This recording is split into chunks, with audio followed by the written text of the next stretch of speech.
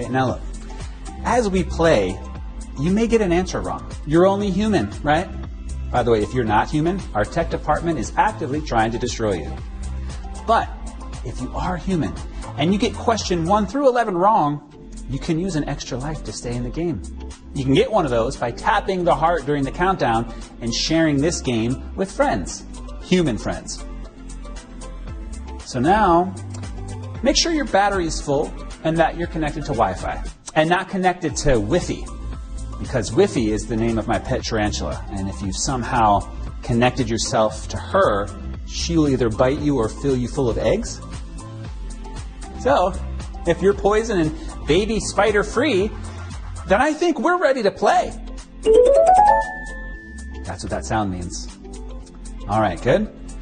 We're starting off with our Words with Friends word of the day. Here we go. Question number 1. On an American traffic light, the green light means which? Slow down, stop, or go. International decree says that go signal on traffic lights everywhere must be green, no exceptions. Except in Japan, the Japanese character meaning green light isn't the Japanese word for green, it's the Japanese word for blue. So their go light is blue, but technically turquoise, which has some green in it so it doesn't violate the decree. Otherwise, you should have learned this by playing red light, green light, that the correct answer is go. Might be the easiest question I've ever asked on the show.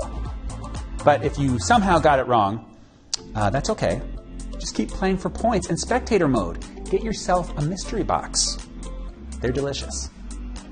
You can eat them, right? Not sure. Question 2. Which best describes this exercise? Pictured here, push-ups, pull-ups, or Eurythmics? You might be listening to the Eurythmics, I don't know. So the word exercise can be defined 3 ways: aerobic, anaerobic, and flexibility exercise. But the guy in that picture looks like Santa Claus's younger brother who's getting jacked so he can take over Christmas after he gets out of prison. You better watch out. You better not cry. You better not pout. I'm telling you why. Robert Claus is coming to town. No, Robert. The correct answer is pull-ups, also called a chin-up because you use your upper body strength to bring your chin up over the bar. Or my gym teacher said you can do the flex arm hang if your body hasn't developed yet. Either way is fine. Question 3. Je ne sais quoi has roots in what language? Spanish, French, or Italian? Je ne sais quoi. A phrase used to express a quality that cannot be described or named easily. It literally translates to I do not know what. Or it's what you say if you're having a hard time hearing je ne. Hi guys, my name is Jenny. It's nice to meet you. Je ne sais quoi? Oh, I was just saying my name is Jenny and I'm glad to be part of the Bennigan's team. Jenny says quoi? Oh, Jenny, speak up. The correct answer is French. Imagine if French words were allowed in Words with Friends. The word 90 in French is 90. It's got a Q, V, and X. I mean, you need 15 tiles to spell it, but it'd be worth, math person? 120! 120 points! Man, you score that, you'd be singing like, Voulez-vous coucher, which is also French for, I don't know. Question 4. Which is not commonly known as both a kind of exercise and an undergarment? Push-up, isometrics, pull-up. The ancient Greeks exercised to improve their sports performance and military skills. But it was easy to be ripped when gym memberships cost 2 goats a year. The catch was, even if you didn't use the gym, it still cost you 2 goats. Plus, for the first month, a personal trainer kept trying to get you to buy classes. Hey, Chief. Now, you really need to pump those pecs if you want to survive the Peloponnesian War. Here's my card. It's a rock. Correct answer, isometrics. One example of isometrics is the wall sit. But what if you wore a sexy undergarment while doing the wall sit? Hey, babe, what do you think? It's looking pretty sexy, huh? maybe not the most alluring pose. Question 5. Which of the following years was in the 18th century? 1838, 1775, or 1690? A century is 100 years, a millennium is 1,000 years, and a willennium is just a condition that causes you to go wiki wild wild west. One thing that's always confused me about that song, other than why does it exist, is that they say we're going straight to the Wild Wild West over 20 times. Were you planning to stop off somewhere else first? Because we get it. You're going straight there. I get it, Will. Correct answer, 1775. The 18th century was known as the Age of Enlightenment. My own personal Age of Enlightenment happened when I realized that girls didn't like it when you flicked their ear and ran away. That means I like you. I've learned. Question 6. Which is not true of Sputnik 1? It's still in orbit, launched by the Soviet Union, or launched before Apollo 11. This Russian satellite was the first in the world, and the Americans were freaked out. Even though Sputnik contained no weapons or even any scientific equipment, it still passed over the U.S. 7 times a day. The Russians were just showing off, really. Oh, hi, America, what's up? Oh, you're still here? That's cool. Can I get you anything from the other side of the world? Ooh. Correct answer is still in orbit, because after a few months, Sputnik burned up in the Earth's atmosphere. But it sparked huge investments in American science education. Without it, we'd all be Instagram influencers with no Instagram. What, I took all these breakfast pictures for nothing? Smash. Question 7. It helps if you say the word smash, too. Which refers to the followers of a certain Greek student of Socrates? One of those is spelled right. We couldn't figure out how to say it right, so just guess. The Socratic method is a cornerstone of Western philosophy, but his 3 principles are mainly about self-improvement and enlightenment.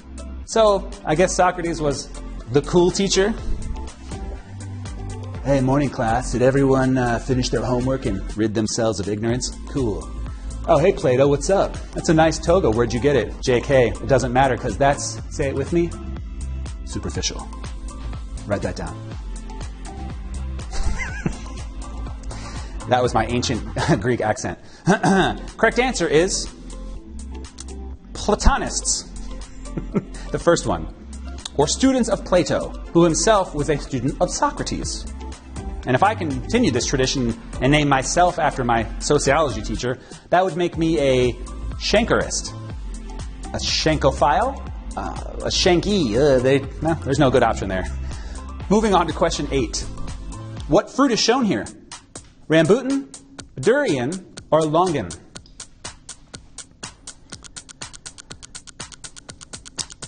It's a hairy fruit, and it's native to Malaysia, named for the Malay word for hair, actually. But it looks like an egg for something that would use your body as an incubator before bursting through your chest cavity. And I am not going through that again. Okay? 3 aliens is enough, thank you. Don't need another neck hole to feed. The correct answer, rambutan.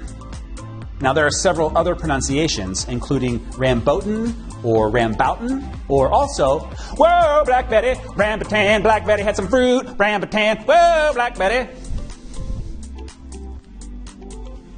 Question 9. Which is not an accepted spelling of an instrument? Didgeridoo, didgeridoo, didgeridoo. One is not spelled right. They were first played by Aborigines in northern Australia around 40,000 years ago and were made from fallen eucalyptus branches that had been naturally hollowed out by termites. Thus, the very first band was formed when someone said, "Oi, you know what we should do with that discarded insect food? Blow into it." Correct answer. First choice, didgeridoo. The sound from these instruments is very distinctive. Here, listen.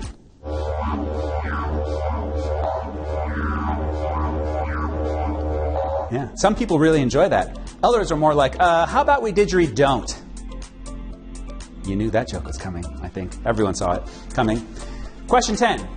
The ocean holds closest to what percent of Earth's water? 99%, 96.5%, or 90%? It's actually 5 oceans, right? Arctic, Southern, Indian, Atlantic, Pacific. The Pacific was named by Magellan, who used the Spanish word for peaceful to describe his calm trip across it. Although he could have just been catfishing other explorers. You guys should cross it. It was so easy. No, really, I actually named it Mar Pacifico because it was so calm. Yeah, you definitely won't sink. Shut up. Magellan.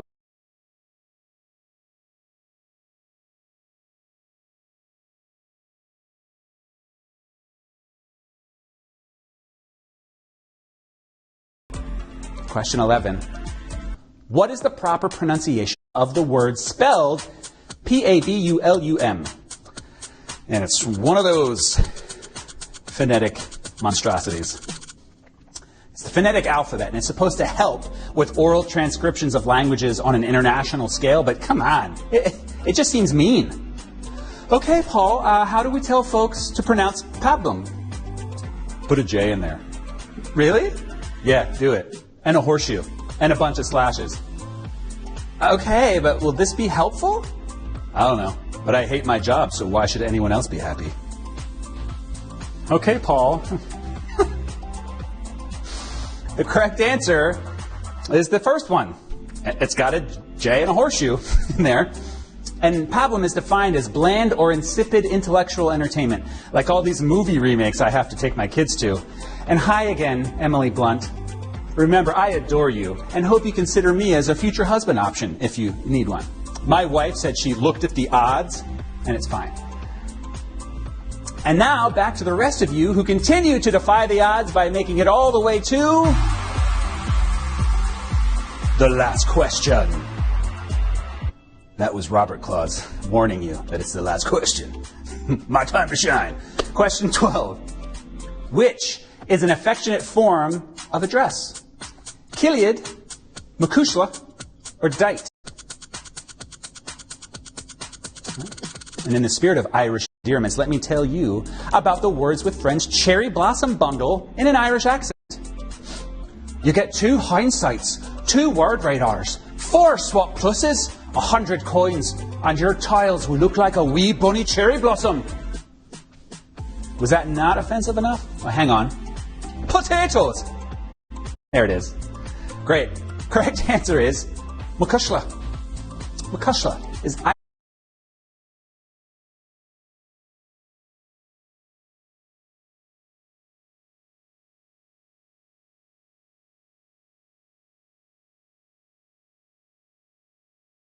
full profile pictures. Oh, you guys are so pretty, Morans. I'm not going to say that one. Andrew G., that's a beautiful Trailblazers logo. Thank you to everyone for playing Words with Friends live. Please join us again tomorrow, same time, same app, same me. Am I allowed to come back tomorrow? Okay, good. I'll see you back here at 6:15 Pacific Ocean, 9:15 Atlantic Ocean for a chance to win our $3,000 jackpot. I'm your host, Derek Menn, and this is Words with Friends Live. Word up! And word out.